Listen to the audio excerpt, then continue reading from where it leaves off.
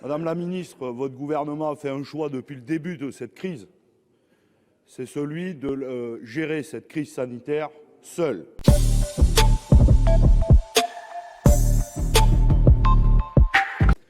Madame la ministre, votre gouvernement a fait un choix depuis le début de cette crise. C'est celui de gérer cette crise sanitaire seul, sans le Parlement. Ah, bien sûr, vous allez me répondre, il y a eu 12 textes. Mais est-ce que nous pensons que c'est suffisant d'avoir 2 heures ou 2 jours de débat, y compris d'accepter aucun amendement, puis ensuite d'avoir des pouvoirs extrêmement étendus pour gérer seul cette crise? Et vous vous êtes exposé, y compris, on le redit en humilité, de ne pas vouloir associer les groupes politiques du Parlement, y compris d'avoir des moments d'échange d'informations entre nous pour qu'on puisse prendre ensemble nos responsabilités. Et pour le coup là, on nous propose de passer un cap supplémentaire, de passer du pass sanitaire au pass vaccinal.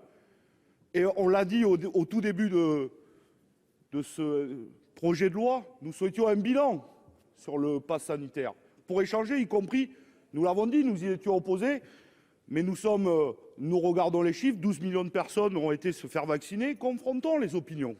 Nous sommes prêts à ça. Nous proposons, pour le coup, qu'à partir de la promulgation de cette loi, 30 jours après, nous nous réunissions à nouveau pour faire un point d'étape sur la mise en place du pass vaccinal.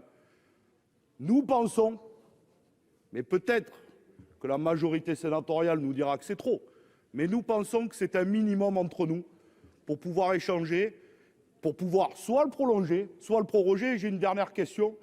Je pense qu'il va falloir quand même à un moment donné qu'on se dise quand ça va pouvoir s'arrêter, à quel horizon. Et je pense que ça aussi, ça mérite un débat et un échange entre nous. Je vous remercie.